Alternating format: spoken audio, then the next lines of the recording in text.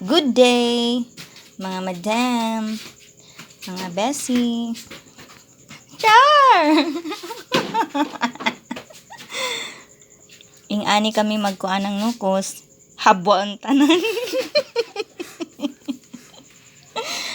Habwa ang tanan ng suyod para safe. Kay basin mapareha dun sa FB. It's very fresh. Pero, taghabwa lamang namo tanan ang suyod. Para diretso ang kaon.